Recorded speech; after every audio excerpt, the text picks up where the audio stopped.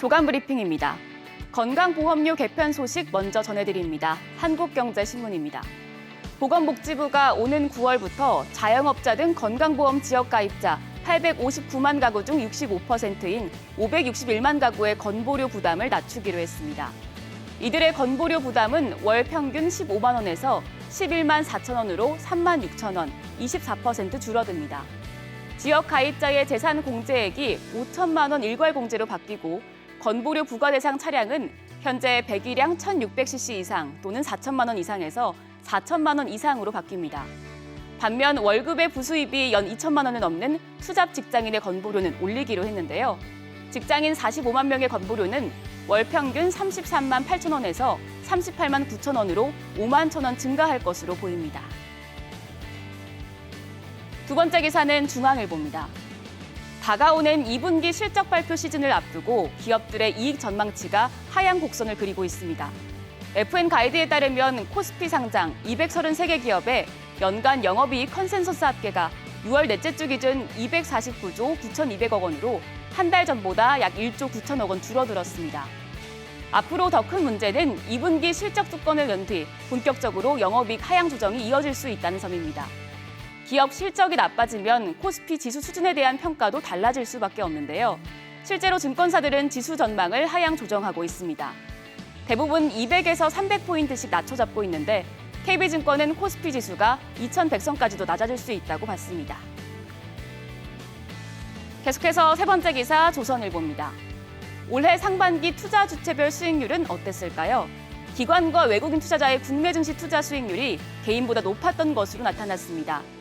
올 들어 기관 투자자의 순매수 상위 5개 종목 평균 수익률은 마이너스 5%로 마이너스 12.3%인 외국인이나 마이너스 15.6%인 개인 투자자보다 높았습니다.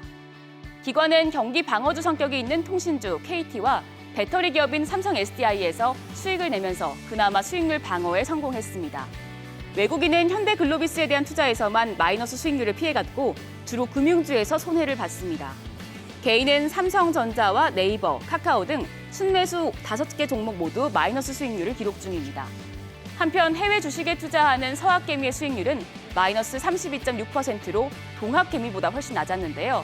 세배 레버리지 상장 지수 펀드인 ETF가 서학개미의 손실을 더 키웠습니다. 아파트 전세난 유탄, 오피스텔 깡통 정세 우려 커진다라는 한겨레 신문 기사입니다. 수도권 오피스텔의 매매가 대비 전세금 비율, 즉 전세가율이 83.9%를 기록해 역대 최고로 올랐습니다. 아파트 임대료를 버티지 못한 세입자들이 오피스텔 전세를 찾으면서 역세권이나 업무지구 등을 중심으로 전세금이 급등한 결과입니다. 일부 지역에서는 오피스텔 깡통 전세 우려도 커지고 있습니다.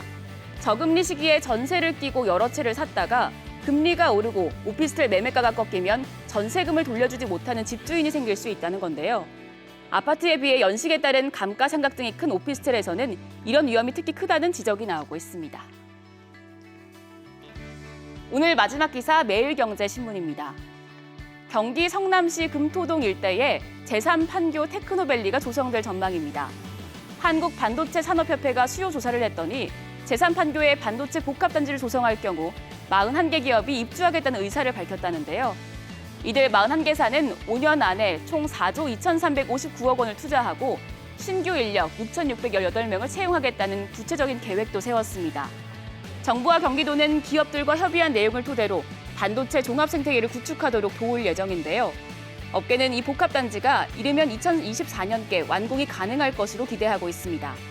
제3판교의 차세대 반도체 복합단지가 구축되면 판교는 기존 IT 산업에 이어 반도체 산업의 기술 허브가 될 전망입니다. 지금까지 조간 브리핑이었습니다.